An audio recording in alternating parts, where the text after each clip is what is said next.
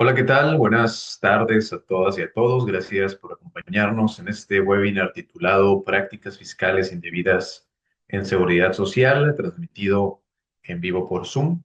Mi nombre es Saúl Ramírez y es un placer, como siempre, estar con todos ustedes y con todas ustedes.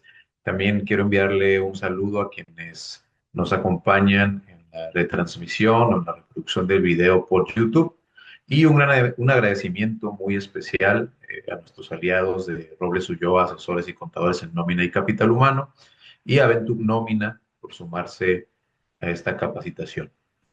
Y bueno, pues implementar buenas prácticas en materia de seguridad social ha dejado de ser una tarea puramente administrativa para convertirse en un pilar de la salud fiscal corporativa en México. En un entorno de fiscalización digitalizada, la consistencia entre los flujos financieros de la nómina y las aportaciones al IMSS y al Infonavit, pues protegiendo, bueno, es fundamental para evitar discrepancias que activen auditorías o multas onerosas. Y bueno, para profundizar en este tema, hoy nos acompaña la contadora pública certificada Norma Robles, a quien ya conocen todas y todos ustedes y que además pues cuenta con una amplia experiencia en este tema, asesorando a empresas y organizaciones en general.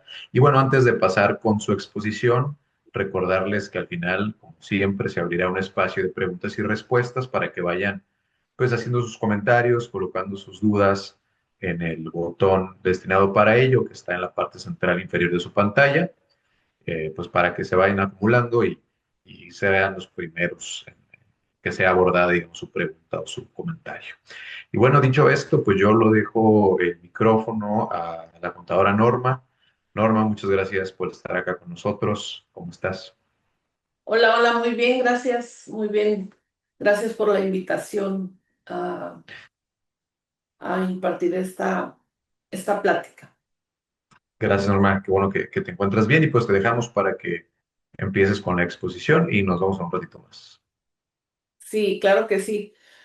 Bueno, el día de hoy vamos a platicar de lo que son las prácticas fiscales indebidas en materia de seguro social, que si bien es cierto, no es un tema nuevo, pero sí como que se han dejado ahí en el baúl de los recuerdos porque el Seguro Social no le ha dado la difusión, no le había dado la difusión adecuada a estos temas y ahorita vamos a ver cómo es que se han vuelto a sacar algunos de ellos, incluso algunos adicionándoles algunos puntos importantes, otros son nuevos, pero sí es importante para las empresas que los conozcan porque evidentemente pues esto posteriormente vendrá o se verá reflejado en los programas de fiscalización por parte del Seguro Social.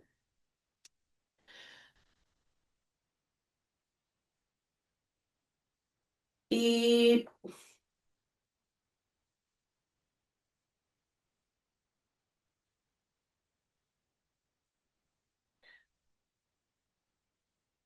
algo anda fallando. Creo que dejaste de compartir o se fue al final de la presentación. Norma. Si quieres, deja de compartir igual. Ajá, correcto. Ahí está, ¿eh? Ajá, pero si le doy a avanzar, se sale de la pantalla. A ver, dale uno más. Ujú. Ah, sí, esta es en la última filmina, por eso. Ah, con razón. Perdón, perdón. Ok, muy bien. Y entonces les comentaba que para entender estos temas de las prácticas fiscales indebidas, pues obviamente tenemos que irnos a los conceptos básicos de lo que se involucran en estos temas de las prácticas indebidas en materia de seguro social. Primero, pues el concepto de seguridad social, ¿no? Que ya todos lo sabemos, la seguridad social se logra a través o se le otorga a los mexicanos a través de los dos institutos principales de seguridad social, que es el Seguro Social y el Infonavit, y estos están enfocados básicamente a la relación laboral entre una empresa y un patrón, dejando a un lado a lo que tiene que ver a los patrones del sector gobierno. Los obligados a cumplir, pues, son los patrones, los sujetos obligados que los establece la propia ley en el artículo 12. Básicamente nos vamos a enfocar a los obligados directos, que son los patrones. Y bueno, todas estas obligaciones finalmente recaen en el pago de las cuotas y aportaciones que tienen que hacer los patrones, que es básicamente los recursos con los cuales el instituto se allega para poder cumplir el objetivo principal y esencial de lo que es la seguridad social. Y la base importante para determinar las cuotas y aportaciones en materia de seguro social y de Infonavit es el salario base de cotización. Y es ahí donde tenemos, mm, en cualquier revisión, en cualquier auditoría, en cualquier dictamen que se efectúe un patrón en materia de seguro social o Infonavit, la base que se tiene que revisar a detalle y a fondo y con profundidad es el salario base de cotización, porque de ahí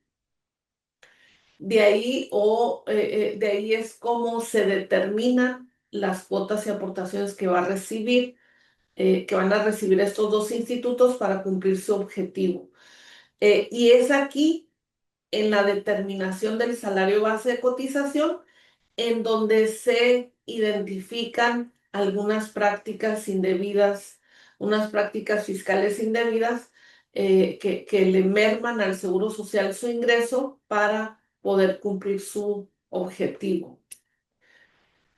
Desde años pasados, esto no es nuevo, el Seguro Social ha emitido su postura respecto de algunas prestaciones que se han diseñado, que se han otorgado a los trabajadores con la finalidad de no generar una mayor carga tributaria a los patrones o que se diseñan específicamente para este propósito de no gravar más el ingreso de los trabajadores y por lo tanto se logra una exención el salario base de cotización. Y estas prácticas identificadas, pues el Seguro Social de alguna forma desde el 2015 eh, empezó con esta identificación de prácticas y que ya las tiene catalogadas, inclusive algunas empresas que prestan este tipo de asesorías y ofrecen estas estrategias a los patrones. Y bueno, el tema es que como pues ya sabemos, el Seguro Social nos va a revisar 1, 2, 3, 4 o 5 años después de que se puedan implementar estas prácticas y entonces pues ya sabemos que no va a ser de forma actual cuando se identifiquen algunas de las prácticas que han implementado los patrones. Eh, esta implementación de prácticas fiscales indebidas pues también lleva a un tema de evasión en materia de seguro social y esta evasión pues es toda conducta ilícita en la que incurren los patrones de manera dolosa para reducir el monto de sus obligaciones patronales en materia de seguro social.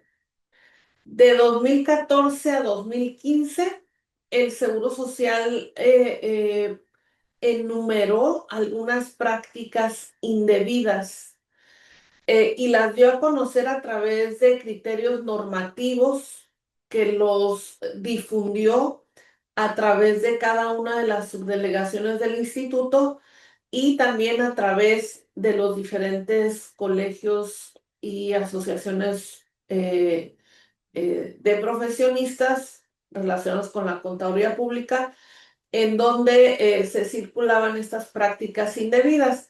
Pero esto no tuvo mayor consecuencia porque los criterios normativos únicamente son obligatorios para la autoridad en el ejercicio de sus facultades de comprobación, pero no así para los patrones, porque no estaba en ley, no estaba en reglamento, etcétera.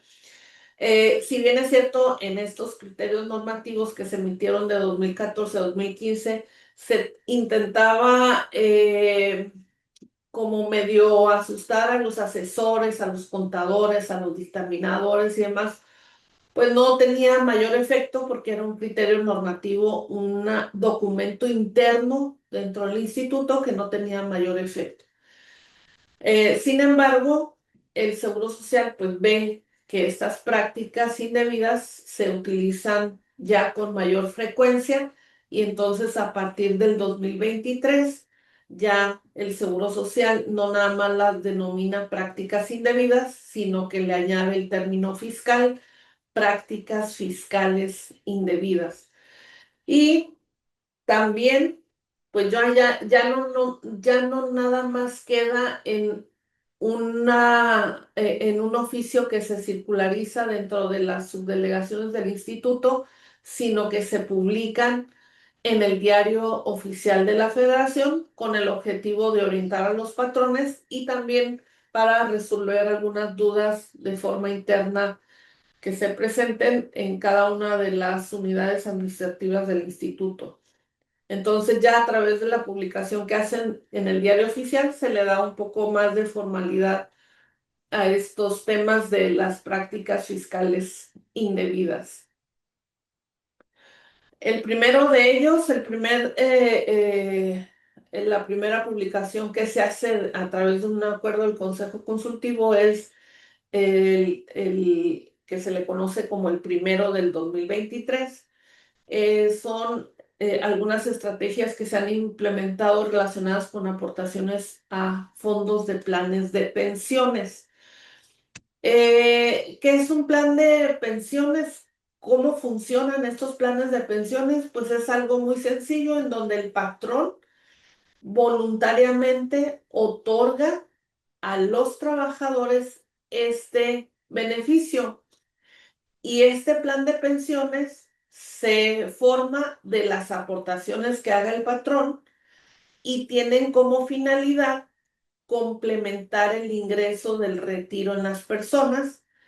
Obviamente, estas personas pues, deben de mantener una relación laboral con el patrón que lo implementa y esto hace que pues tengan un ingreso adicional al momento de separarse definitivamente de la empresa que estableció este plan de pensiones.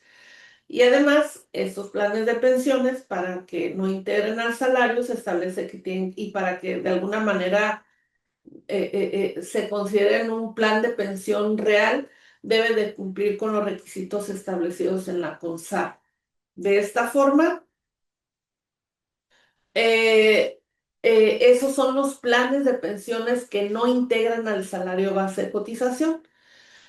¿Qué es lo que ha identificado el Seguro Social? Bueno, que el patrón establece ese fondo de pensiones y cuando este fondo de pensiones tiene que estar ahí guardado, generando rendimientos para cuando este trabajador se retire, le complemente la pensión, pues resulta que el trabajador semanalmente se extrae esa partecita del fondo, una parte del fondo que se le mandó por parte del patrón, se extrae de este fondo, se le otorga al trabajador de manera quincenal, de manera semanal, catorcenal o mensual y se timbra en su nómina como un concepto de plan de pensiones. Y entonces los que diseñan estas estrategias dicen, oye, pues no, es que es una partida no integrable porque se hace la aportación al fondo de pensiones y porque además está timbrado en el CFDI de nóminas como un ingreso por fondo de planes de pensiones. Y entonces el Seguro Social lo que dice es que, oye, espérate, es que este diseño de esta prestación no puede considerarse como un fondo de pensiones real porque el trabajador no recibe ese ingreso cuando se retira de la empresa o cuando cumple los requisitos establecidos en el fondo, que es que se complemente su pensión, es decir, que tenga 60 o 65 años. Y entonces este fondo se está retirando de manera periódica. No sé, el trabajador tiene 20, 30 años, 40 años y se están haciendo los retiros y no se complementa ningún ingreso del trabajador por pensión. Y entonces el Seguro Social dice, esta práctica de de hacer las aportaciones a los fondos de pensiones y hacer los retiros periódicamente de manera semanal, quincenal, mensual, etcétera, es una práctica fiscal indebida. Aun cuando estos retiros o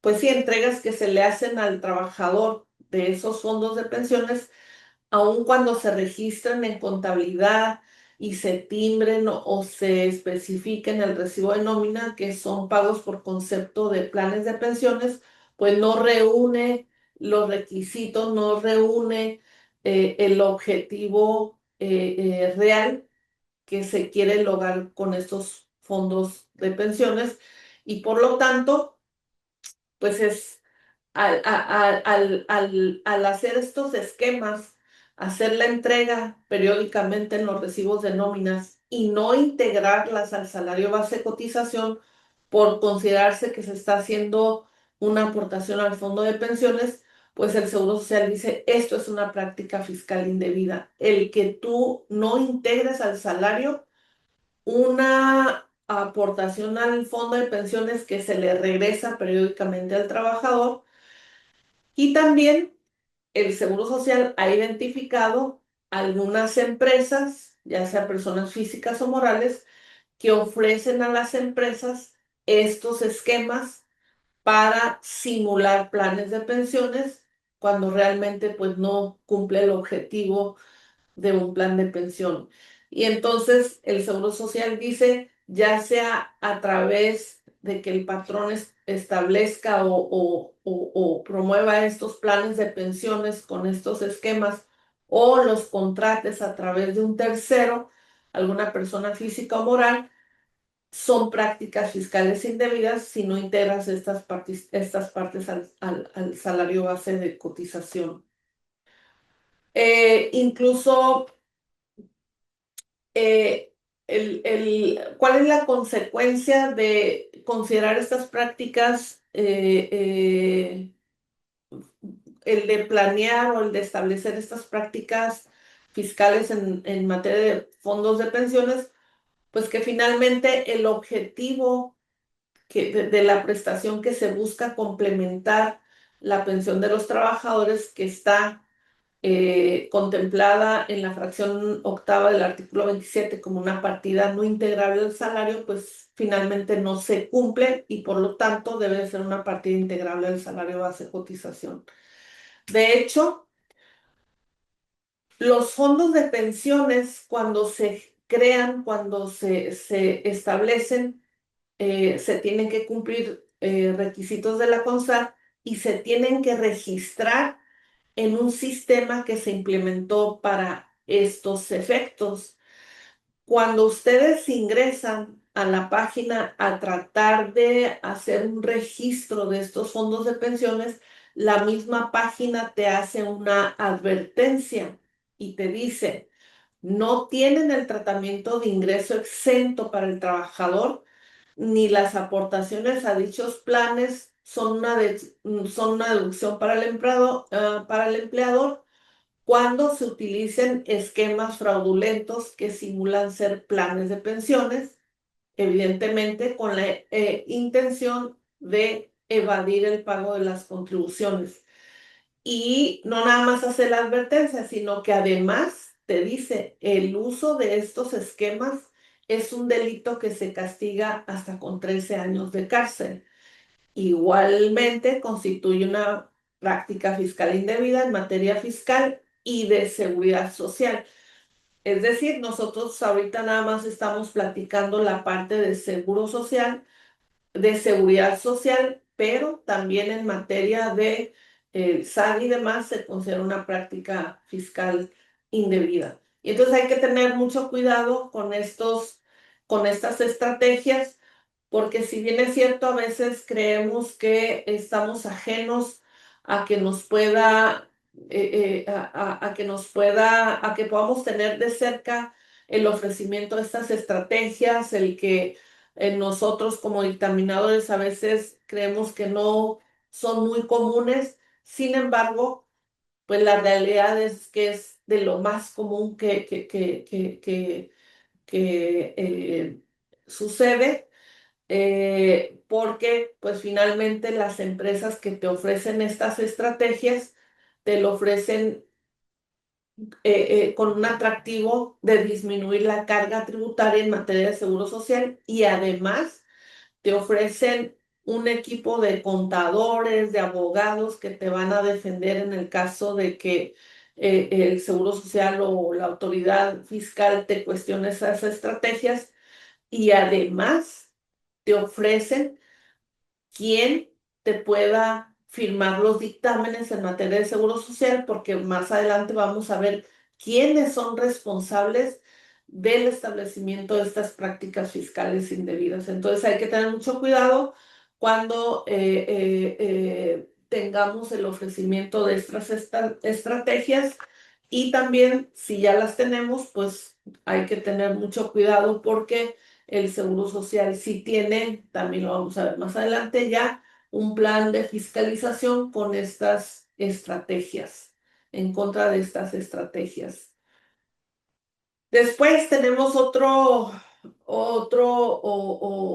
dos conceptos en los que el Seguro Social considera que se han establecido algunas prácticas fiscales indebidas, que en este caso se dio a conocer a través del acuerdo del Consejo Técnico 0223, que tiene que ver con la PTU y con los bonos de productividad.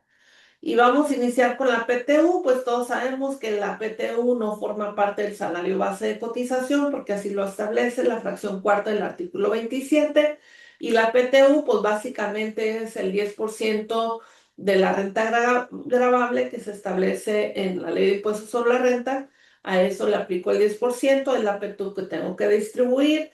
Esa PTU a distribuir, pues finalmente la tengo que dividir en dos partes iguales, y una parte la tengo que repartir a los trabajadores en base a días trabajados, y el otro 50% o la otra parte de la PTU en base a salarios pagados. Tengo plazos para distribuir la PTU.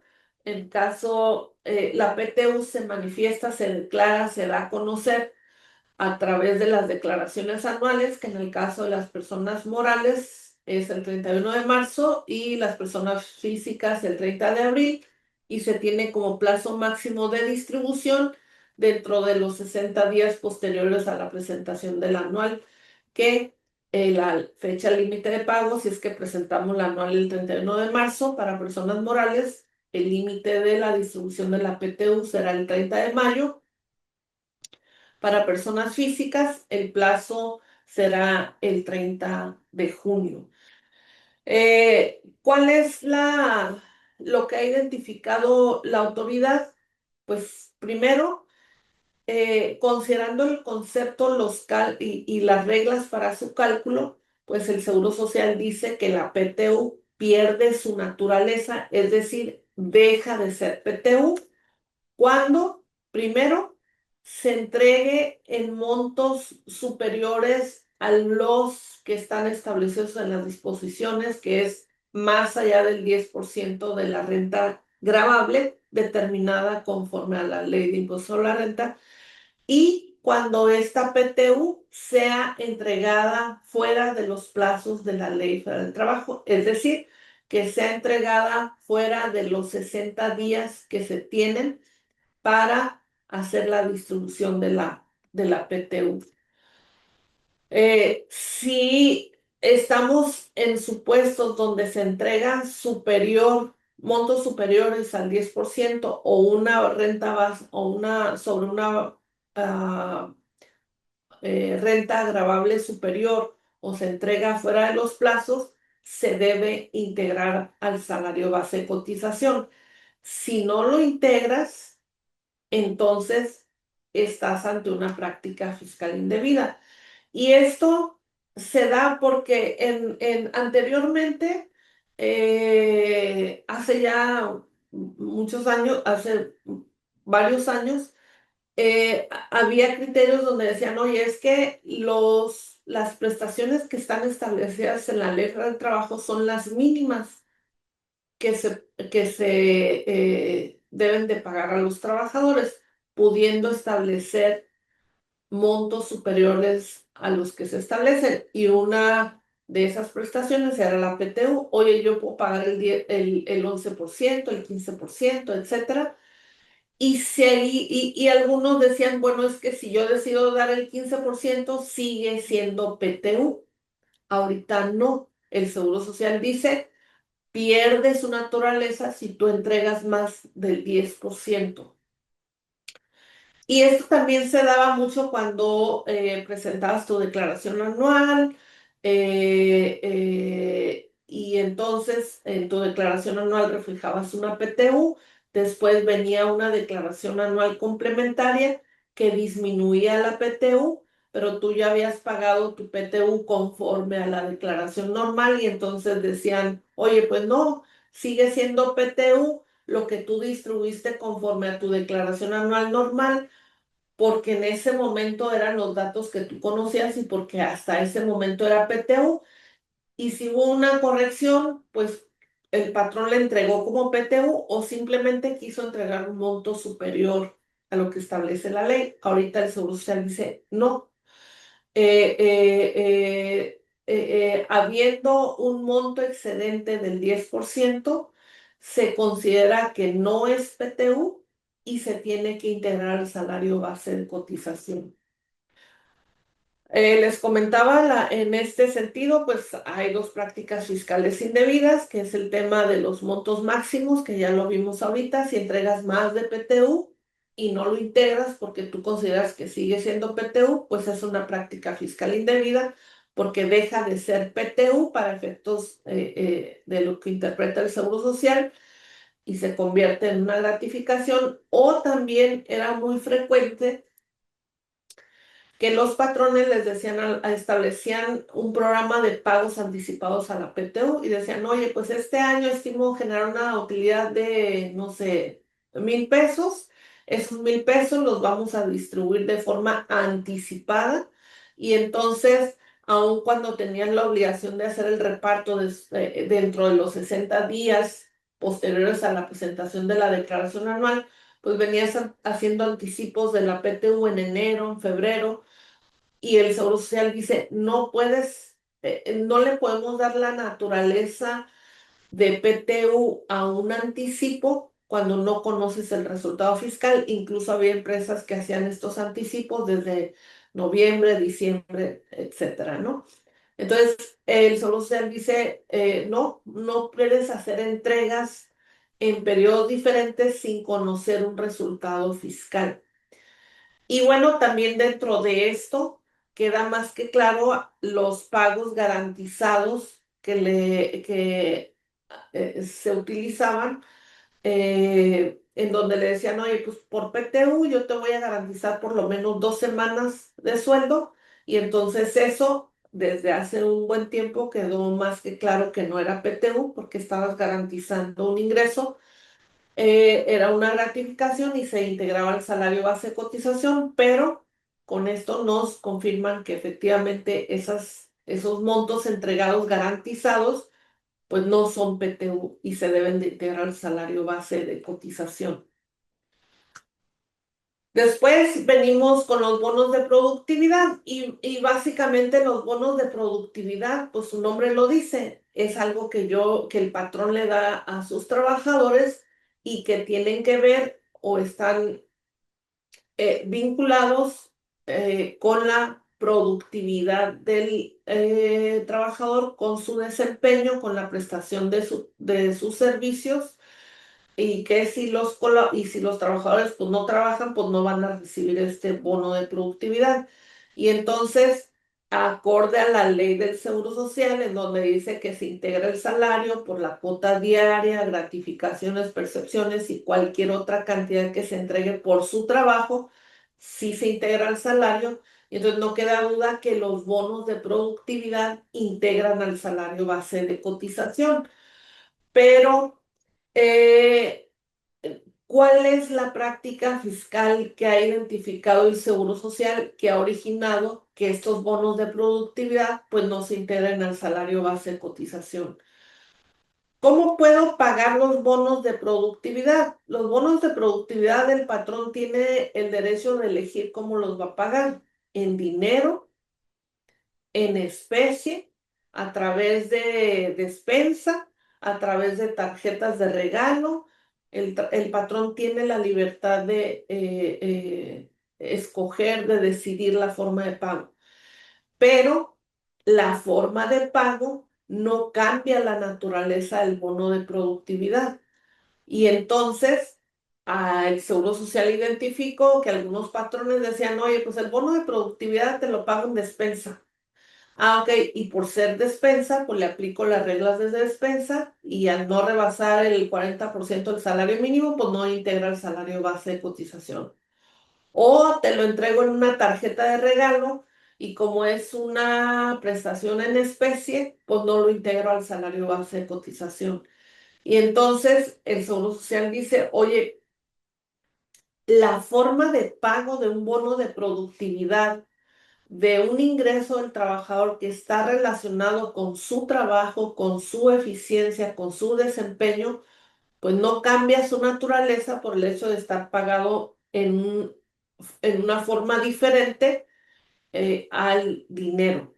Y entonces el Seguro Social dice, como los pagues, es una prestación que se integra al salario base de cotización. Y entonces si tú pagas un bono de productividad, pero lo pagas en despensa y no lo integras porque lo pagas en despensa y no rebasa el 40% del salario del valor de la UMA, pues estás ante una práctica fiscal indebida porque el bono de productividad integra en todos los casos, en cualquier caso, independientemente de la forma de pago.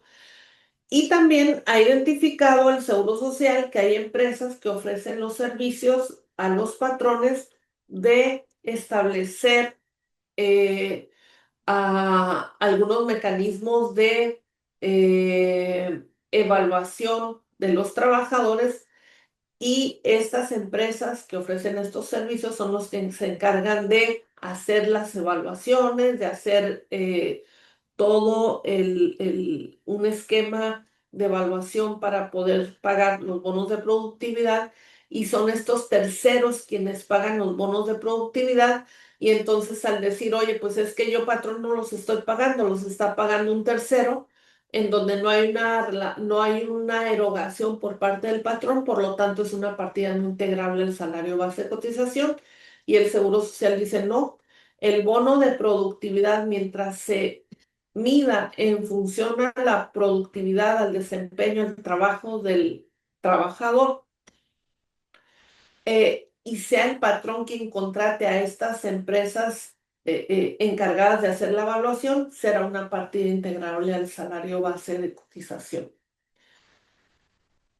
Después tenemos el tema del teletrabajo, en donde pues este tema salió a relucir, tuvo bastante auge con el tema de la pandemia. Se reguló en la Ley Federal del Trabajo, en donde primero pues tenemos que ir al concepto básico, ¿no? ¿Qué es el teletrabajo? Pues el teletrabajo es el desempeño de una actividad en donde hay una remuneración de por medio. El trabajador recibe un ingreso, pero el servicio, el trabajo se presta en un lugar diferente al establecimiento del patrón.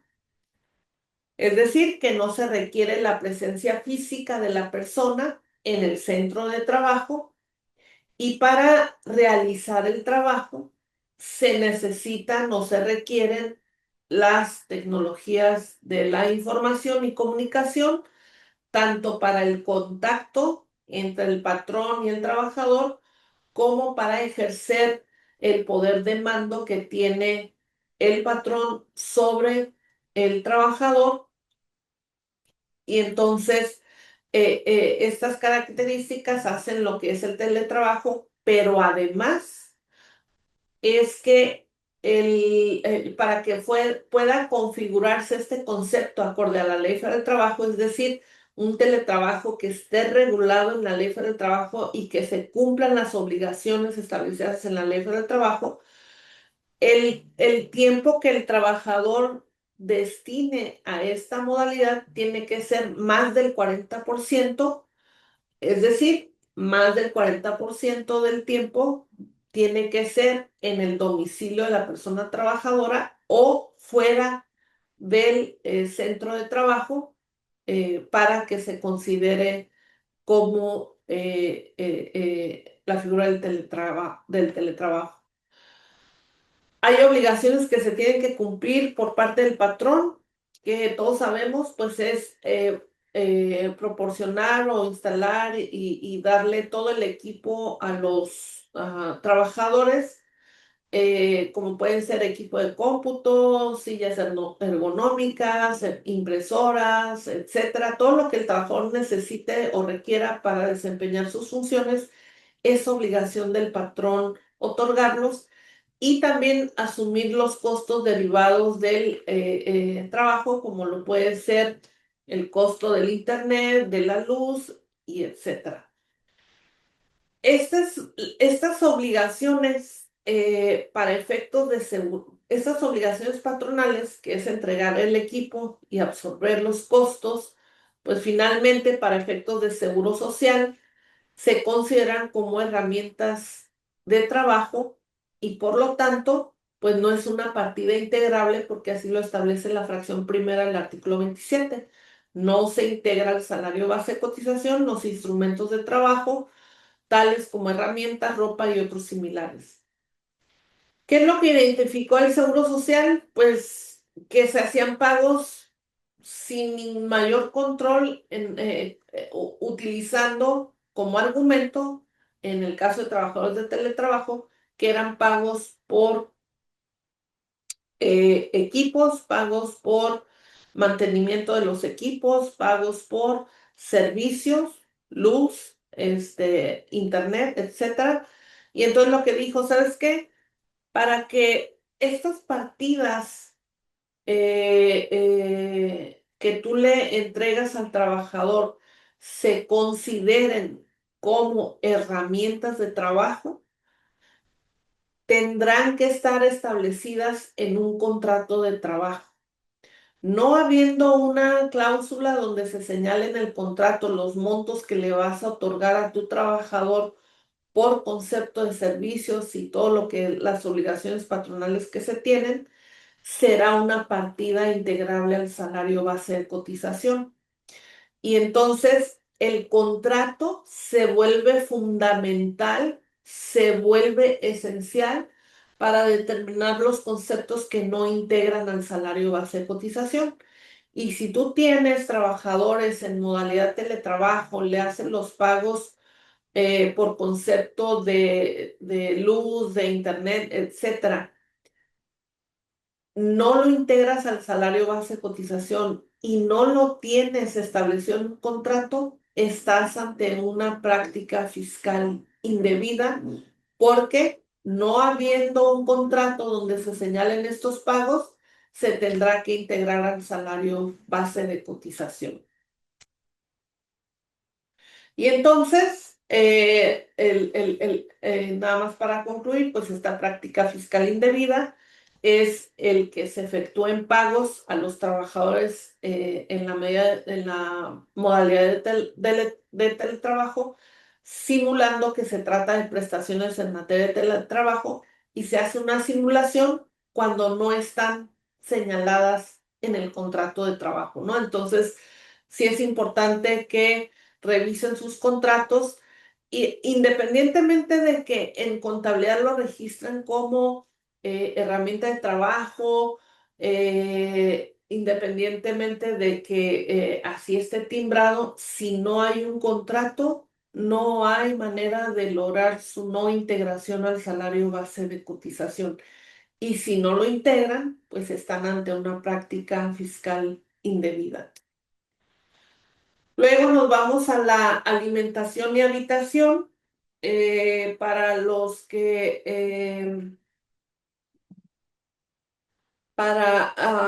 otorgan alimentación a sus trabajadores, pues sabrán, y habitación, en la fracción quinta, dice que no se integra el salario base de cotización, la alimentación y la habitación cuando se entreguen de forma onerosa.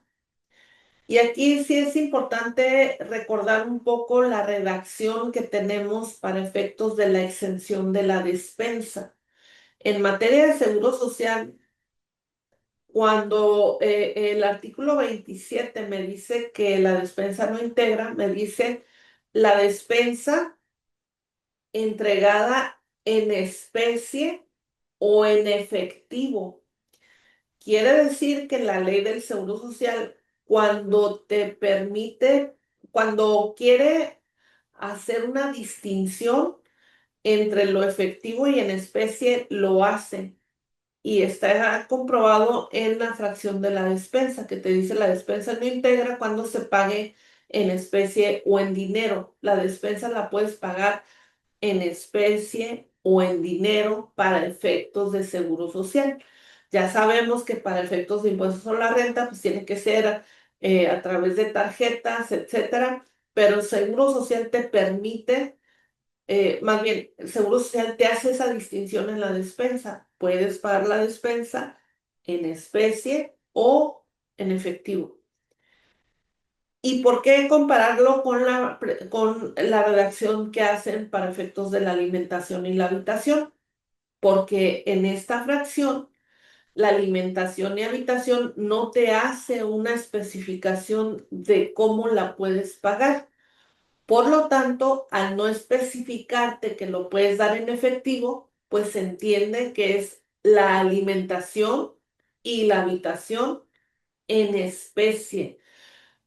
Si la ley del Seguro Social te hubiera permitido pagar estas prestaciones en dinero, pues lo hubiera dicho como la despensa, la habitación y la alimentación en dinero o en especie, pero no fue así. Entonces, son prestaciones que se entregan en especie y no integra cuando se entreguen de forma onerosa a los trabajadores, y pues ya sabemos que para que sean onerosas, se les tiene, perdón, para que se consideren onerosas, pues se tiene que cobrar el 20% del valor de la UMA a los trabajadores.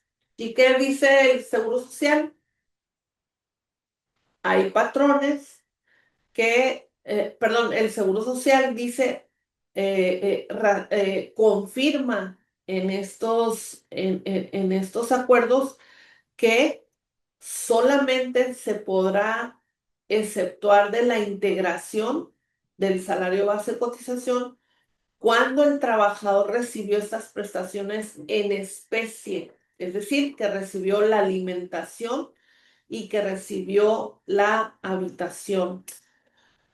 ¿Cuál es la práctica fiscal indebida que ha encontrado el Seguro Social? Bueno, primero, que estas prestaciones se pagan en efectivo. Hay empresas que pagan en efectivo la alimentación, hacen el descuento del 20% para que se considere que es oneroso, y entonces así se cumple el requisito, se timbra como alimentación, se hacen los descuentos y demás, y entonces no se integra el salario base de cotización, y el Seguro Social dice, no, estas prestaciones, si son en efectivo, se tendrán que integrar al salario base de cotización. De lo contrario, si las pagas en efectivo, si las depositas a las cuentas de los trabajadores, aun cuando hagan los descuentos, etcétera, y no la integras al salario base de cotización, estás ante una práctica fiscal indebida.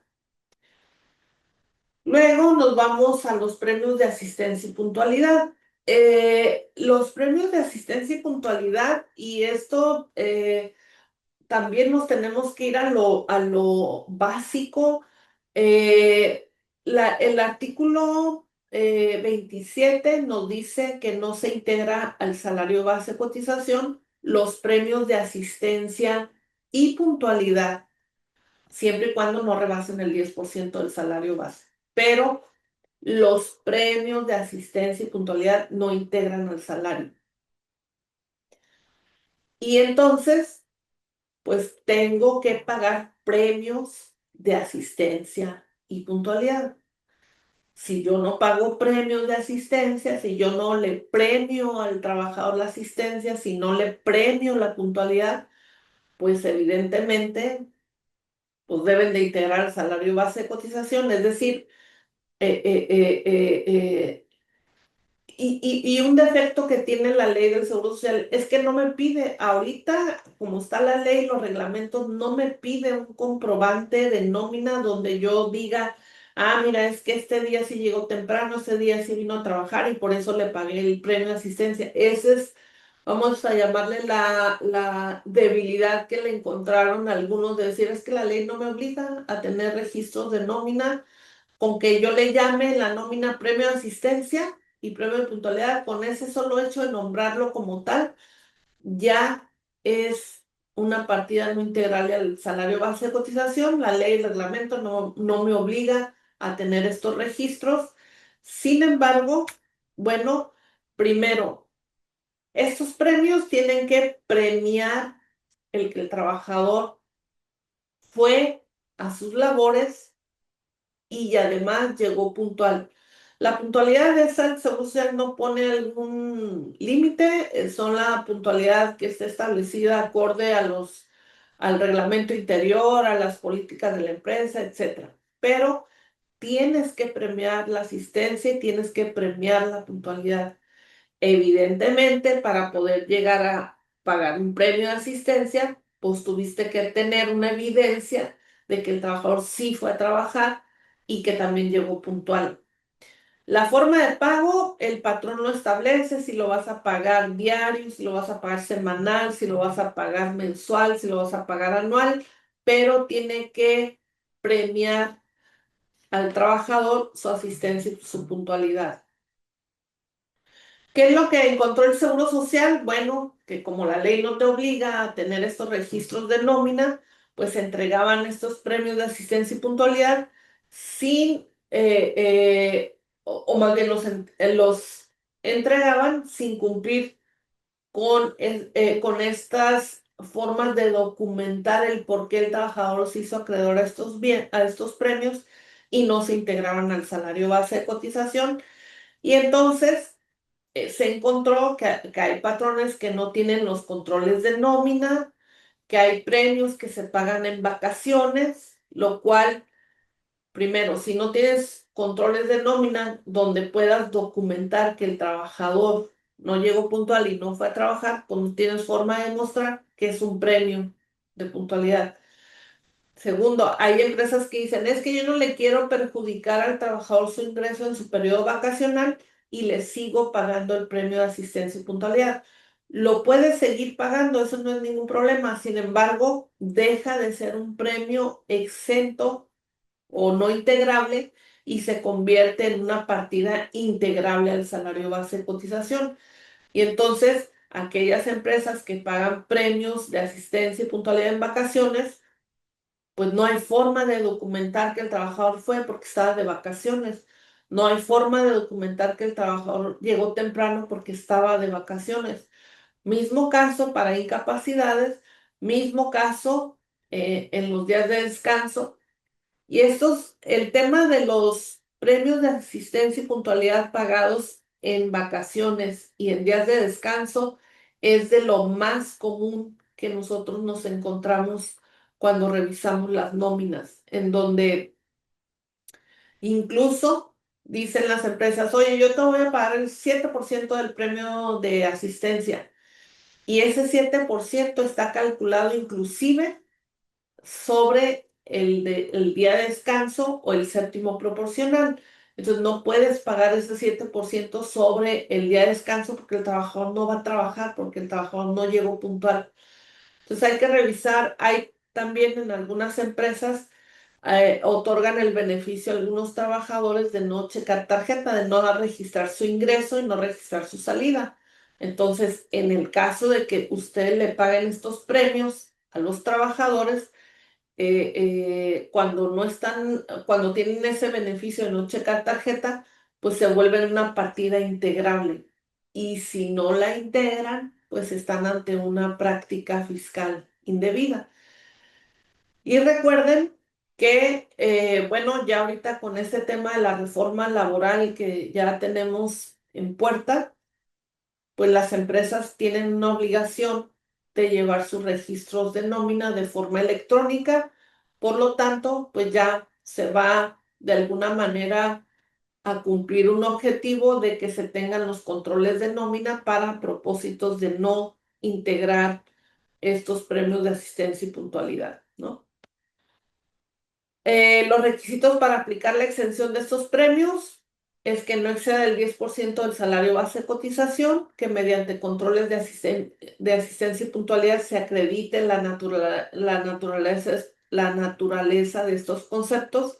Si no tienes estos controles de asistencia, pierde la naturaleza los premios y se van a integrar al 100%. Y también, para que no integre, pues es que estén debidamente registrados en la contabilidad.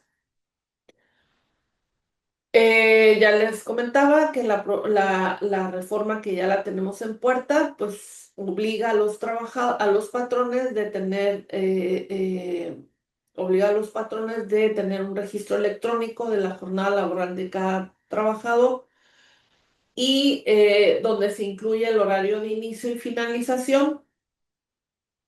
Y esto porque no tiene que ver con el tema de los premios de asistencia y puntualidad, pero sí ayuda esta reforma porque al final de cuentas te obligan a tener los controles para medir los horarios de inicio y de finalización.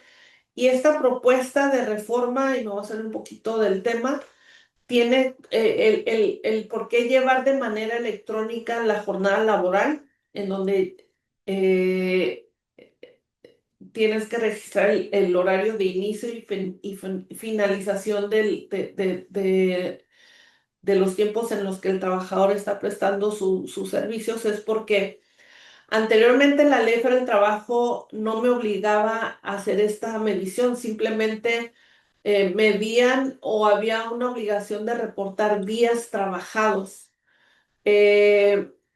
Eh, y entonces teníamos que los trabajadores pues laboraban 6 días a la semana, pero no sabíamos cuántas horas trabajaban a la semana.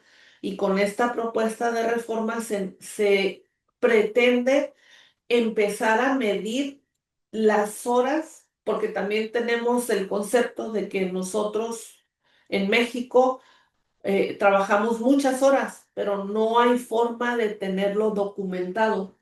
Entonces se quiere empezar a monitorear las jornadas de los trabajadores para saber que si sabíamos que éramos un país donde se trabajaban muchas horas, pues ya vamos disminuyendo esa inversión de horas en las jornadas laborales. Entonces, esta es la finalidad de esta reforma de tener los registros electrónicos, de ir midiendo las horas que trabajamos como país.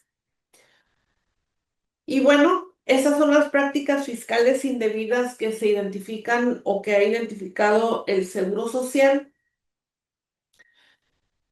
Y el problema es que pues todos podemos concluir que el Seguro Social se va a ir contra los patrones, que son quienes en teoría realizan estas prácticas fiscales indebidas, pero no, hay una serie de involucrados que tienen que tener cuidado, porque al final de cuentas hay una responsabilidad en estos temas.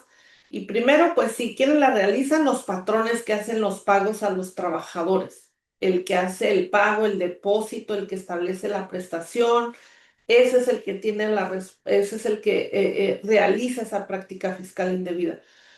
Pero también quienes entreguen o paguen las prestaciones, quienes excluyan del salario base de cotización los pagos efectuados, quienes los asesoren, y ahí vamos los contadores, los abogados, quienes los asesoren, los aconsejen, quienes les presten servicios, que son las empresas que ofrecen estas estrategias, o participen en la realización y la implementación de dichas prácticas. También los contadores públicos autorizados que emitan una opinión de cumplimiento limpia, sabiendo que sus patrones que están dictaminando tienen alguna de estas prácticas activas.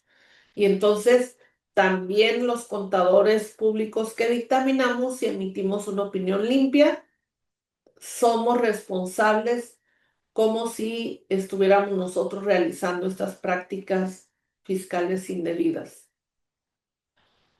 Eh,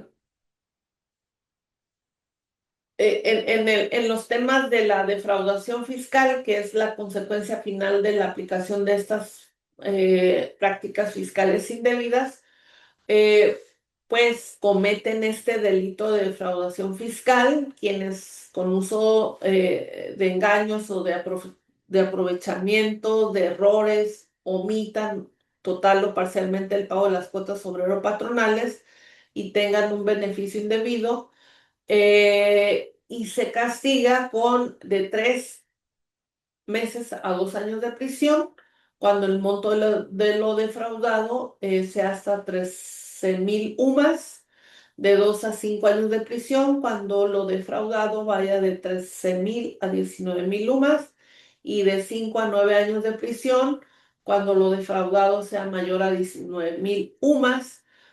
Y también cuando el delito sea calificado, pues la pena que le corresponda se va a aumentar en un 50% más. Y entonces es importante tener en cuenta que quien realiza una práctica fiscal indebida, pues está sujeto a estos temas de cometer un delito de defraudación fiscal. Eh,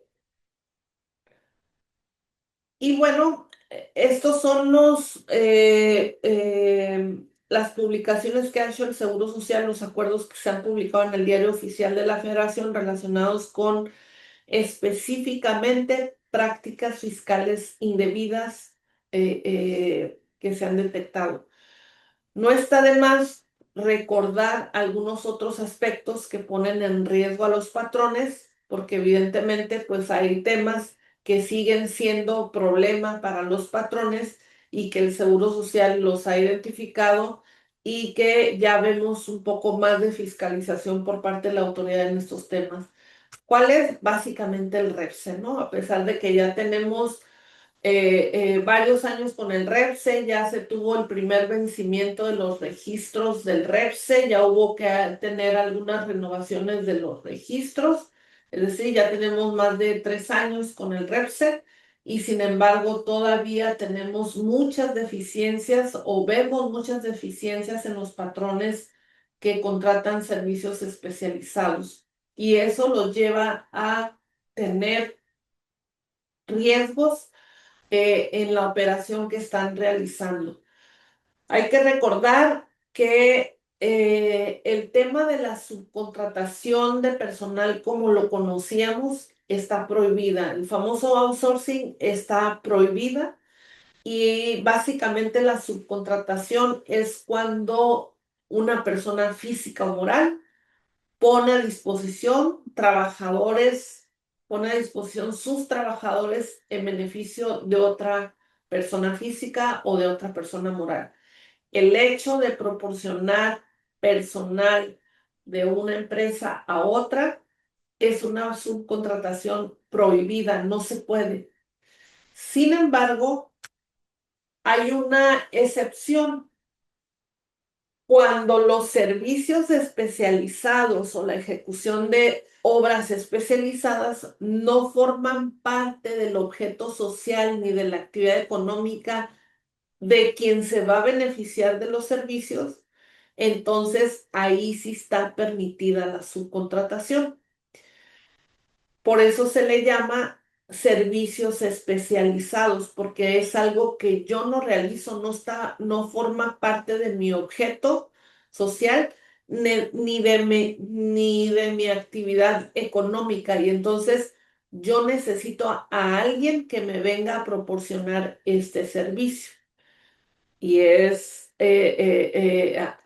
términos generales, puede ser muy sencillo identificarlo, pero hay veces que no necesariamente es tan sencillo como identificarlo. Entonces,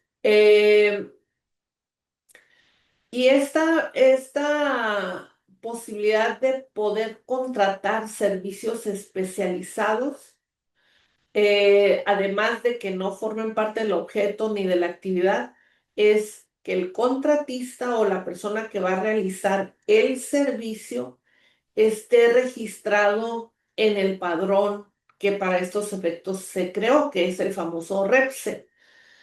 Eh, los requisitos, pues, para poder hacer esta contratación, ya todos lo sabemos, es que tiene que haber un contrato donde se señale el objeto de los servicios y el número de trabajadores aproximados que van a participar en la prestación del servicio. Y es indispensable tener este contrato y que se señale el número aproximado de trabajadores. No hay, a- a- por lo menos la experiencia que nosotros tenemos es en materia de estas revisiones de los proveedores de servicios REPSE, pues todavía no hay un cumplimiento total de todas las obligaciones de estos prestadores. Y cuando nos vamos a revisar los contratos, pues todavía hay muchas deficiencias en los contratos, en donde esto nos puede llevar a un problema con la autoridad que nos va a fiscalizar, llámese Seguro Social, llámese la Secretaría del Trabajo, llámese el SAT. Eh, Acuérdense que hay una responsabilidad solidaria de aquellos que contraten servicios especializados cuando ésta no cumpla con sus obligaciones en materia de prestaciones, y entonces esta responsabilidad solidaria pues finalmente viene a afectar a quien contrata también los servicios. Las obligaciones en materia de seguro social también parecen muy sencillas, que básicamente es estar reportando las contrataciones que se hagan. El prestador del servicio tiene que reportar cada cuatrimestre de los contratos que celebra, y tiene que reportar lo que tiene que ser los contratos de trabajo, perdón, los contratos celebrados. Tiene que incluir dentro de estos reportes que se hacen de manera cuatrimestral al Seguro Social, que es a través del ICSOE, pues se tiene que incluir las partes del contrato, se tienen que incluir copia simple del registro que se emita a través del REPSE. Y aquí es bien importante comentar que las obligaciones de reportar es del prestador del servicio especializado. Él es el que tiene que reportar ante el Seguro Social cada cuatrimestre de los contratos celebrados. Y aquí en materia de reportar, pues hay dos criterios. Hay unos que dicen que nada más se reportan los contratos firmados, lo cual esa es mi postura. La obligación del prestador de servicio es reportar los servicios, perdón, los contratos cuando se firma. Hay asesores que dicen que se tienen que reportar los contratos vigentes en cada cuatrimestre. Es decir, desde mi criterio, nada más vas a reportar el contrato una vez, que es cuando lo firmas. Algunos asesores dicen que lo vas a reportar mientras esté vigente. Es decir, cada cuatrimestre vas a tener que reportar este contrato. Pero bueno, creo que la ley es muy clara y dice que se van a tener que reportar cuando cuando se firmen los contratos, ¿no? Eh, ah, Es importante también en este tema de hacer las declaraciones, pues tenemos el ICSOE en materia de Infonavit, que ahorita estamos hablando nada más en materia de Seguro Social, pero recuerden que en materia de Infonavit también se tienen que reportar los contratos que se firmen. Ahí se utiliza la plataforma del SISU.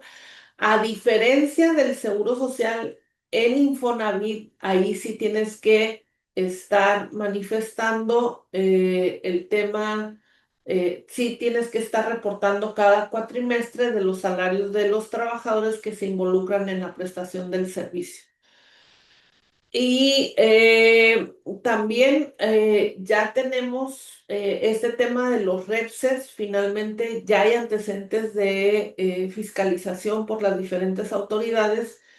Sí hay un convenio de colaboración entre el Seguro Social, entre la Secretaría del Trabajo, en donde intercambian y se informa de aquellos patrones que no cumplen con las obligaciones y con los requisitos que en su caso se establecen para estos propósitos. Y entonces, cuando hay un informe por parte de la Secretaría al Seguro Social o viceversa, pues es cuando vienen las verificaciones por parte de la autoridad. También es importante recordar que para efectos del SAT, para efectos de impuesto a la renta, pues no tienen efectos fiscales las deducciones o el acreditamiento de los impuestos cuando realices contratación de servicios que no cumplen el requisito de ser prestación de servicios especializados, es decir, que sí es una contratación que tengo dentro, es una contratación de un servicio, de una actividad que está como parte de mi objeto social, de mi actividad económica, y también no se va a dar un efecto fiscal a las deducciones o a los acreditamientos de los impuestos cuando cuando los trabajadores, y también aquí es importante comentar que cuando nace esta reforma, pues se dio oportunidad de hacer una sustitución patronal. Sin embargo, sí la ley establece que los trabajadores del contratista que pasen a ser, eh, eh, perdón, los trabajadores de la persona que presta el servicio que pasen a ser parte del contratista o del patrón que requiere el servicio, pues se va a considerar como que no es una prestación de un servicio especializado y por ende no se le van a reconocer los efectos fiscales. Y también cuando estas actividades que se presten, estos servicios que se presten, pues abarquen actividades preponderantes del contratante. El que contrata, también es bien importante resaltar las obligaciones que tiene el contratante y algunas cuestiones que ya ahorita se han establecido más que por obligación, simplemente por curarse en salud por parte del contratante, ¿no?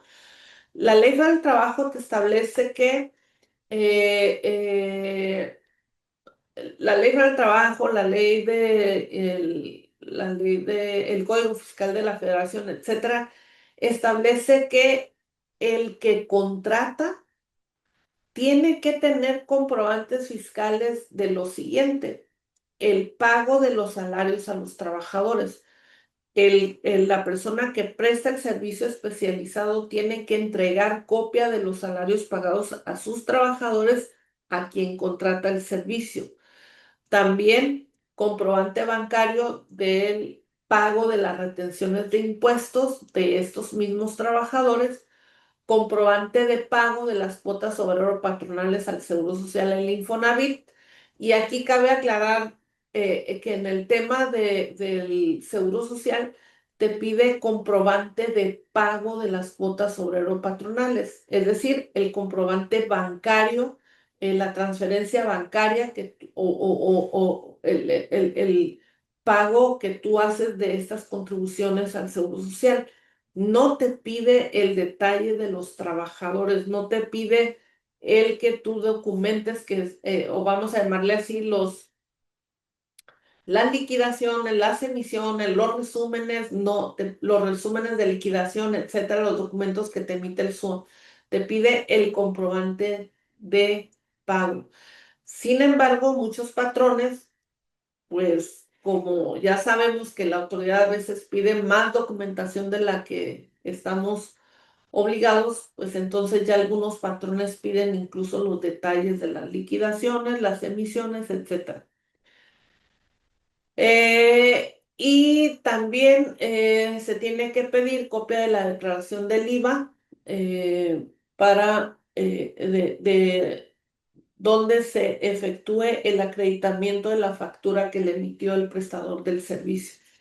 Esto es lo que está obligado el que recibe el servicio a solicitar la documentación al prestador del servicio. Nada más es pago de salarios, comprobante bancario, las retenciones, pago de cuotas SIMS y la declaración donde se hizo el acreditamiento del impuesto que se le trasladó al contribuyente.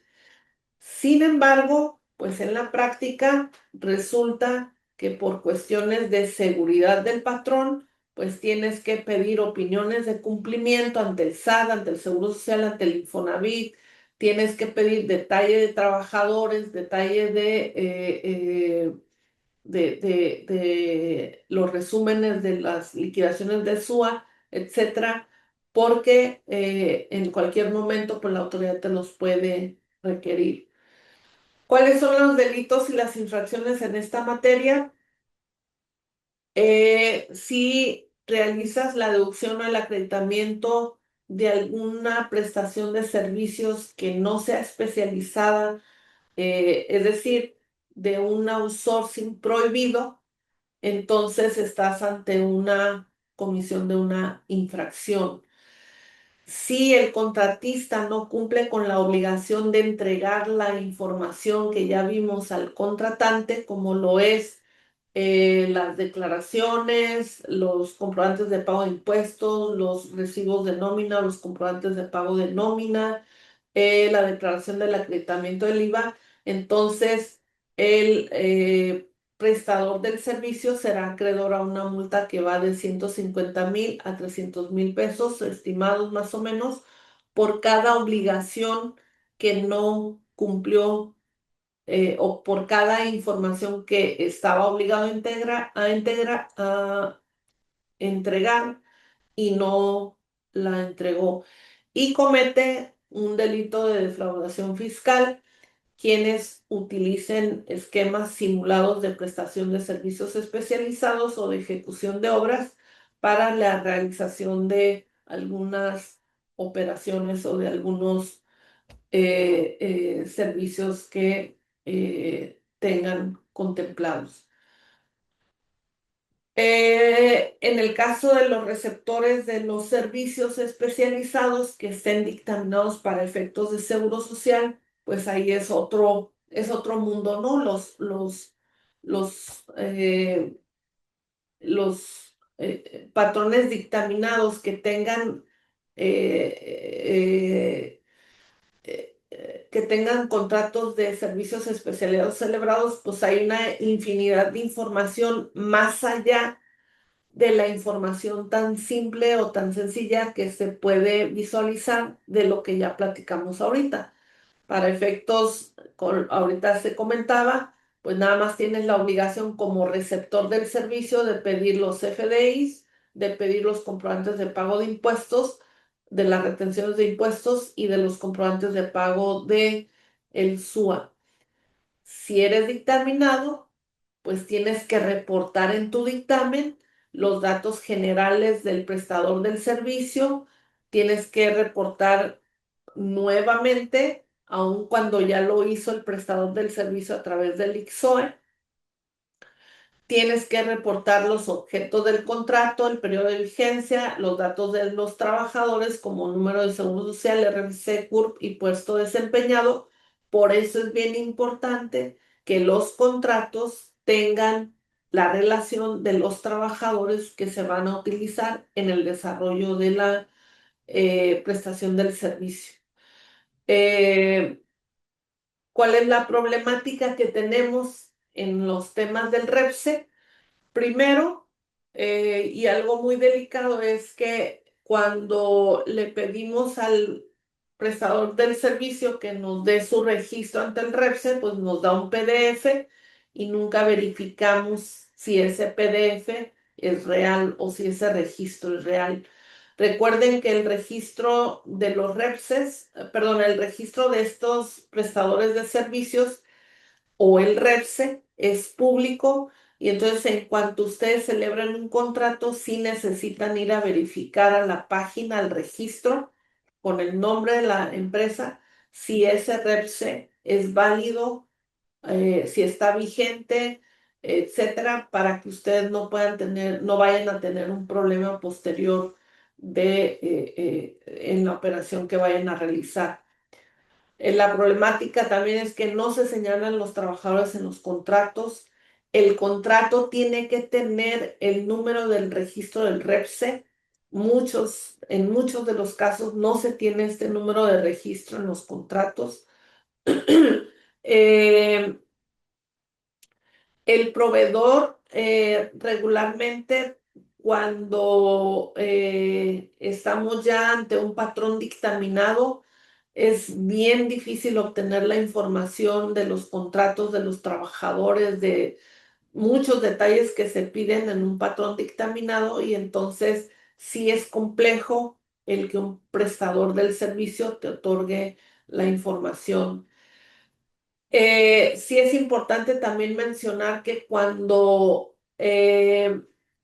un prestador de un servicio tiene, eh, se termina la vigencia de su registro y está en proceso de renovarse, sí es importante que en ese lapso se suspendan cualquier tipo de pagos porque cualquier tipo de pago que se hace se activa el que están haciendo ustedes operaciones con lo que se le conoce como una subcontratación prohibida y entonces caen en un tema de defraudación fiscal y pueden tener responsabilidades solidarias, etcétera. Entonces, en tanto un proveedor tenga su registro vigente, no hay problema. Si a un proveedor se le llega a vencer su registro, se le suspende o lo que sea, en ese momento la empresa o el patrón que tiene esos servicios contratados debe de suspender cualquier operación, cualquier pago con este proveedor. Y pues a la vuelta de 5 años, 4 años, con este tema del REPSE, todavía no se logra que los patrones que celebran contratos con estos proveedores se tenga un control adecuado. Y entonces eso los hace vulnerables ante cualquier revisión por parte de la autoridad. El Seguro Social tiene ¿cuáles son los elementos que tiene el Seguro Social para hacer las revisiones de estos prestadores de servicio? Pues muy sencillo, tiene la información que le da la Secretaría del Trabajo, que se obtiene a través de los REPSES, tiene la información que se genera a través del ICSOE, que son los reportes que se hacen de manera cuatrimestral, y también tienen los dictámenes de los patrones en caso de que sean dictaminados. Y sí, el Seguro Social ya está haciendo algunas verificaciones, algunas compulsas entre la información que se señala tanto por parte del prestador del servicio como los patrones que celebran este tipo de contratos, ¿no? Entonces sí hay que tener más que cuidado con estos proveedores, creo que tenemos que tener un sistema que nos permita controlar, obtener la información de manera oportuna y hacer validaciones de las obligaciones que tengo que cumplir para, pues ahora sí que salir bien libradas de cualquier revisión por parte de la autoridad. En 2026 el Seguro Social tiene algunas líneas de acción en materia de fiscalización y una de ellas es el tema, lo pueden ver ahí en estos 5 puntos. El primero es hacer algunas validaciones, revisiones internas, visitas domiciliarias, revisiones de gabinete, etcétera, con ciertos sectores con ciertos sectores económicos, algunos patrones omisos, algunos patrones que subdeclaran ingresos, escuelas, el campo, los planes de pensiones es un tema que viene una fiscalización fuerte porque evidentemente además de que se le genera una afectación a los ingresos del Seguro Social, pues los afectados también son los trabajadores al momento en que no se integran al salario algunas partidas y pues eso repercute en el trabajador, en su salario al final cuando ya entre en un tema de pensión. También serán fiscalizados las empresas de seguridad y limpieza, que son empresas REPSE, y entonces, si sabemos que tenemos empresas contratadas con estas actividades, pues evidentemente tenemos que tener bien controlada,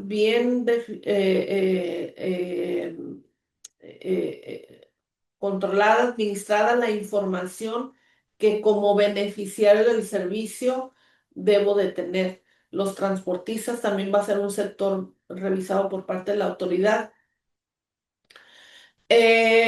También van a ser revisados aquellos patrones a los cuales se les haya emitido una opinión en su dictamen con abstención negativa o con salvedades, es decir, y vamos a recaer en aquellas prácticas fiscales indebidas porque como dictaminadores vamos a tener la responsabilidad de manifestar en los dictámenes cuando un patrón tiene una práctica fiscal indebida. Entonces, al momento en que se emite se señala una práctica fiscal indebida por parte del dictaminador, pues será un patrón que esté sujeto a fiscalización. Y el punto número 3 es en el tema de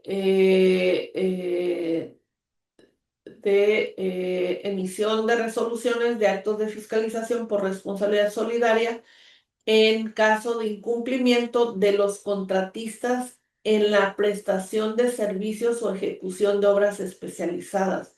Y entonces viene una verificación, viene una fiscalización importante para todos los temas del REPSE. Y bueno, básicamente este eran los temas que quería platicar el día de hoy con ustedes, lo que tiene que ver con las prácticas fiscales indebidas y estos temas del REPSE que significan un riesgo para los patrones cuando celebran estos tipos de contratos, aun cuando se supone que pues el REPSE ya lo tendríamos que tener bien dominado, bien controlado, pues nos damos cuenta que no, tenemos muchas deficiencias todavía y tenemos muchas áreas de oportunidad con este tipo de contrataciones. Muchas gracias, Norma. Muchas gracias. Excelente participación. Y cerraste con el gran tema, ¿no? Y cerraste con el gran tema, pero vamos a empezar con la sesión de preguntas y respuestas. Y como lo comentamos al principio, pues vamos a empezar con las primeras, es decir, las primeras personas que se animaron a escribir los comentarios. Primero nos dicen, Norma, muchas felicidades por tu exposición. En revisiones recientes del IMSS, ¿qué conceptos variables están generando mayores diferencias en integración al salario base de cotización, particularmente en bonos de asistencia, puntualidad, servicio de comedor y pagos en periodos vacacionales. Bueno, el problema que hemos tenido desde nuestra experiencia en lo que son revisiones directas por parte del Seguro Social, llámese visitas directas o revisiones de gabinete, en donde donde el Seguro Social es quien determina la base de cotización. El problema que tenemos es en alinear, porque ¿cómo determina el Seguro Social la base de cotización? En base a los CFDIs que le proporciona el SAT. Aun cuando en un acto de fiscalización, pues la autoridad te va a pedir todos tus FDIs y todas las nóminas. Lo que hace el Seguro Social los baja del SAT y él, en función a esa información, te determina la base de cotización. Ese es nuestro problema, que la base que está utilizando el Seguro Social no es que esté mal, es que muchas veces no está depurada. Y además, pues en el CFDI de nóminas, pues vamos a llamarle, es una interpretación muy encajonada en donde dice otros ingresos, pues otros ingresos los vas a grabar o integrar al 100%. Ahorita, a partir de 2025 ya no, porque ya no se presenta esta situación, pero anteriormente sí, había algunos conceptos que tú manifestabas en otros ingresos que a lo mejor no eran integrables y que el Seguro Social te los integraba al 100% porque él decía, es que otros ingresos todo integra. También eran cuestiones de interpretación o de cuestiones de cómo se manejaba la información de los CFDIs. Por ejemplo, tuvimos el caso de una empresa que en su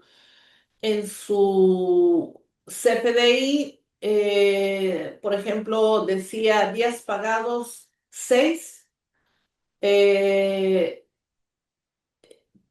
y la forma de pago de la empresa era un pago semanal, es decir, el ingreso, el sueldo diario más el séptimo te daba ingresos pagados 7, pero en los días pagados la empresa siempre le puso 6.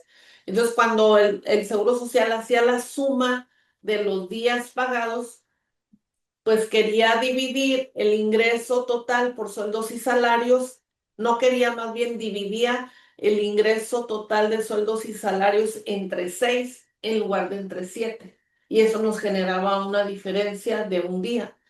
Y entonces, ahorita, algún concepto que yo te diga que sea eh, difícil porque también teníamos anteriormente el problema de que muchos de los auditores que venían y nos hacían las auditorías, pues venían del SAT. Entonces no nos entendían la forma de integrar el salario base de cotización.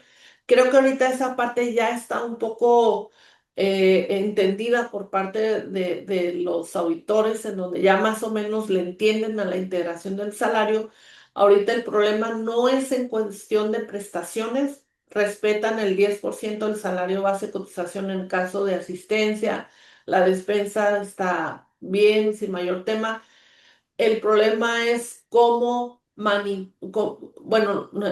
cómo acomodan la información de los CFDIs que bajan del SAT y cómo es que en base a esa información ellos determinan una base de cotización. Ese es nuestro problema, el acomodo de la información que ellos hacen de los recibos del SAT, de los XML que bajan del SAT, porque hay información que el patrón puede estar timbrando, no quiero decir erróneamente, pero puede haber información que no se refleja en el CFDI y que el Seguro Social no ve, ¿no? Ese es nuestro problema ahorita con las auditorías y las revisiones por parte del Seguro Social. Muchas gracias, Norma. Aquí comenta Martín García, dice, buenas tardes. En la industria de la construcción hay obras tan grandes que que una sola constructora no puede hacer toda la obra. Por lo tanto, se subcontratan más constructoras y todas tienen el mismo giro y objeto social casi igual. el tema ahí con el REPSE, ¿no? Se ha consultado con la Secretaría del Trabajo y Previsión Social, pero no da respuesta. ¿Qué sugiere en este caso? Ni te va a contestar. Es un tema complicado, no me gustaría a mí dar una contestación así muy concreta porque es un tema de interpretación, es un tema, vamos a llamarle, de ¿De más estrictamente, análisis? sí, de mayor análisis. Estrictamente no pueden tener la misma actividad del prestador y el que recibe el beneficiario del servicio. Esa es una regla en el tema de los REPSES, ¿no? Entonces, estás ante el incumplimiento, sí, pero el rubro de la construcción tiene un tratamiento muy especial que no me gustaría meterme a ese rubro. Uno, porque no lo domino al 100% y porque puedo decir algo equivocado. Lo que sí sé es que en términos generales sí estás ante un incumplimiento, pero hay que ver, hay que revisar muy bien el tema de la construcción. Muy bien. Eh, bueno, aquí tenemos más preguntas. Dice, estoy aquí medio filtrando. Dice, ¿qué premios, bonos u otras prestaciones se pueden dar en la nómina timbrada, pero que no integra el salario base de cotización? Bueno, las partidas no integrables al salario base de cotización están expresamente señaladas en el artículo 27. Eh, es instrumentos de trabajo, eh, la despensa, la asistencia con los límites que establece este artículo 27, la PTU, los fondos de planes de pensiones, las horas extras, son 9 fracciones. eh, Se me están escapando tres, pero están expresamente señaladas en el artículo 27 de la Ley del Seguro Social. Y es importante mencionar que no van a coincidir los ingresos exentos para impuesto a la renta y los no integrables para seguro social. Vas a tener, por ejemplo, el premio de asistencia y puntualidad, que para efectos de seguro social son no integrables, con un límite del 10%, pero para el impuesto a la renta están 100% grabados. Entonces vas a encontrar diferencias en su tratamiento en las diferentes leyes, pero para efectos de seguro social están en el artículo 27 y ahí vas a encontrar 9 fracciones que te permiten considerar conceptos no integrables. Muy bien. Y antes de continuar con la siguiente pregunta, por aquí están viendo en su pantalla el correo electrónico y el teléfono de Norma, porque ya me lo quitaron por ahí, ya lo regresaron, para que puedan contactarle en caso de que haya alguna pregunta ya más específica, una duda que, digamos, motive más análisis.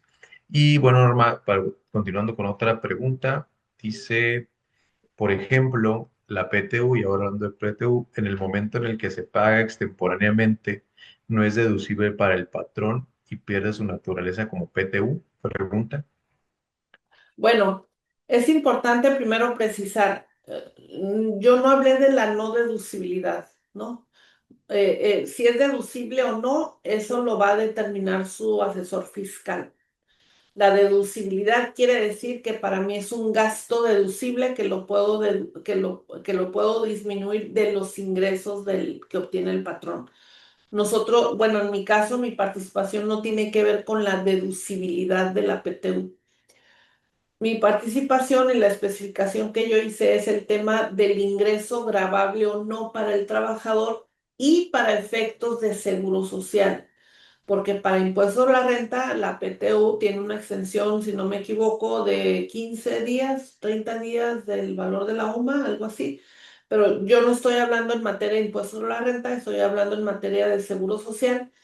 Y si la PTU se paga fuera de los plazos, es decir, de los 60 días, pierde la naturaleza de PTU y se convierte en una gratificación que deberá ser integrable al salario base de cotización.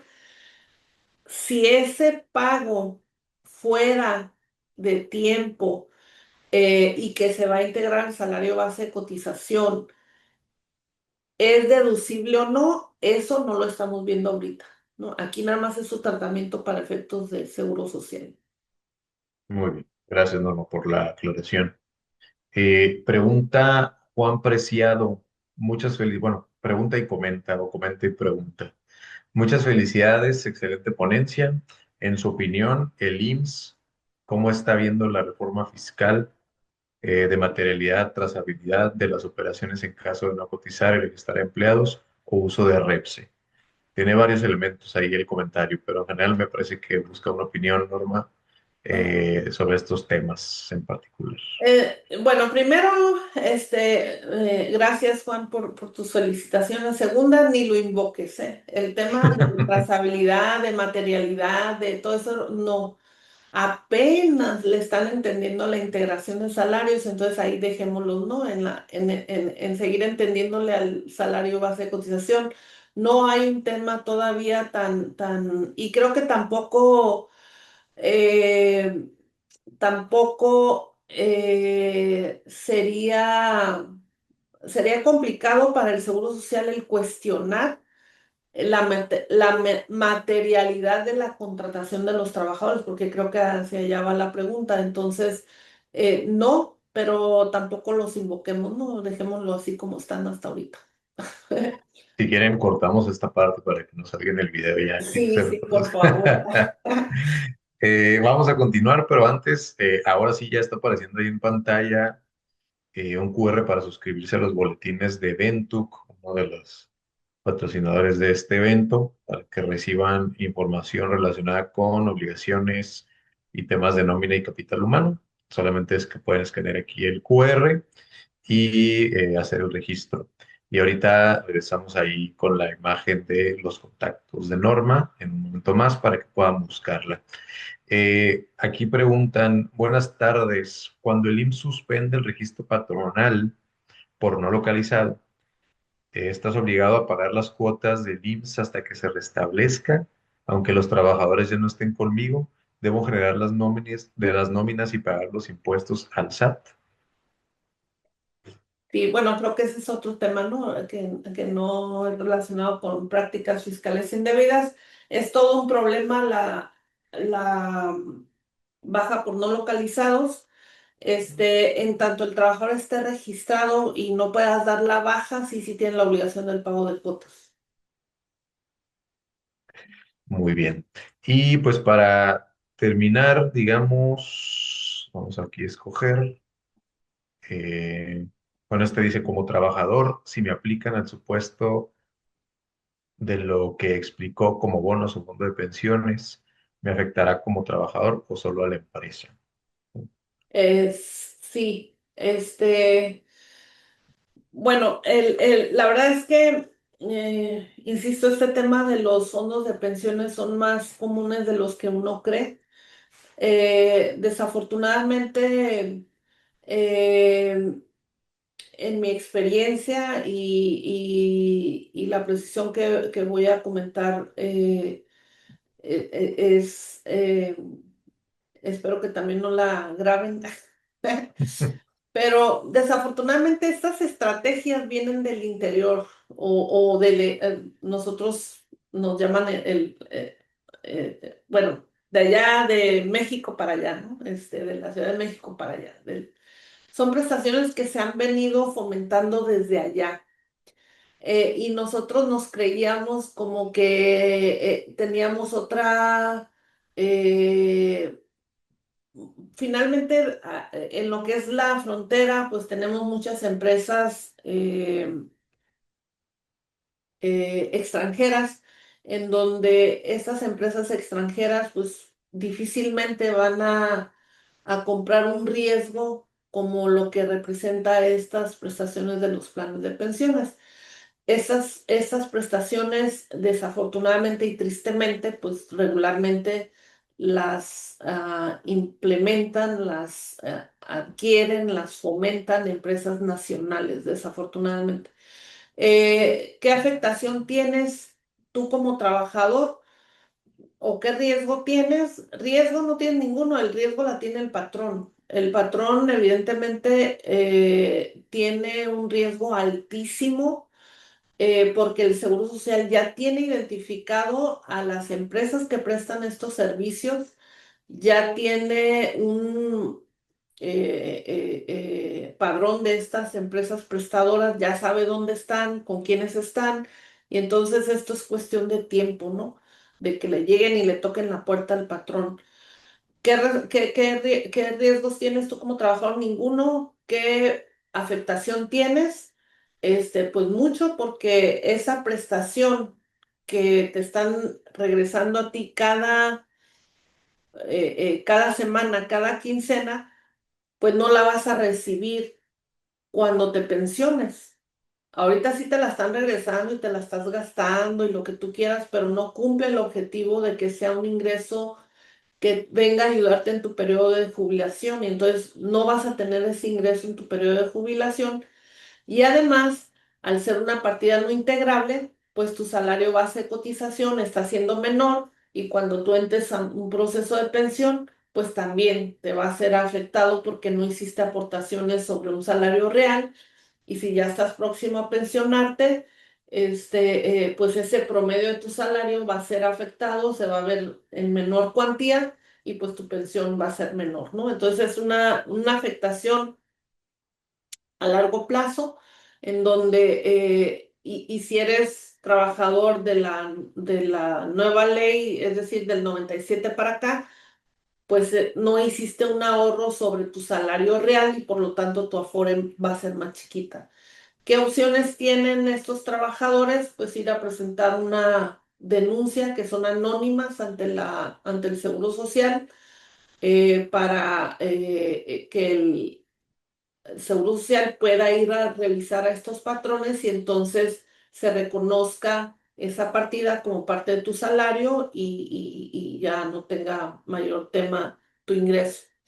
A mí nada más me gustaría tener una pregunta que dice aquí, dice, si pago compensación solo una o dos veces al año, ¿se debe integrar? Esta pregunta es importante porque tenemos, hace muchos años se tenía el criterio, había incluso, no me acuerdo si era un criterio emitido por el Seguro Social donde decía que, pero estoy hablando de 1986, creo que ni nacía yo todavía, pero bueno, donde decía un criterio que cuando se tratara de pagos a los trabajadores que fueran únicos en el año, esporádicos y que no tuvieran una recurrencia, no se integraban en el salario base de cotización. Y mucha gente se quedó con ese criterio, oye, es que no son recurrentes, por lo tanto no integran. Ese criterio ya cambió. El artículo 27 de la Ley del Seguro Social es muy claro y dice, los pagos que se efectúen al trabajador por cuota diaria, gratificaciones, compensaciones, son integrables al salario base de cotización y no te dice si la pagas una o dos veces en el año. Estás pagando una compensación, eh, eh, no hay duda, forma parte del salario base de cotización porque así lo establece el artículo 27 de la Ley del Seguro Social, ¿no? Muy bien, bueno, muchas gracias. Aquí Sandra de la Rosa nos pone, existe el sistema de quejas y accidentes laborales. Entonces ahí está también el comentario. Y bueno, pues con esto hemos llegado al final de este muy interesante webinar con información como siempre de primera en voz de la contadora pública certificada Norma Robles. Insistirles que si tienen alguna duda o tema en particular le escriban para que les pueda apoyar. Y bueno, Norma, pues esperamos tenerte otra vez pronto por acá para platicar con todas nuestras audiencias. Muchas gracias por participar, muchas gracias a Robles Ulloa, asesores y contadores en nómina y capital humano. Y bueno, a todas y a todos ustedes, sigan al pendiente de Incomex, por favor, de los canales de comunicación que tenemos abiertos para ustedes. Y pues no se les olvide, por favor, escuchar nuestro podcast. Recuerden que estamos en Spotify, Amazon Music y Apple Podcast. Gracias por su participación. Gracias, Norma. Gracias a ustedes. Muchas gracias. Nos vemos en el próximo. Hasta luego.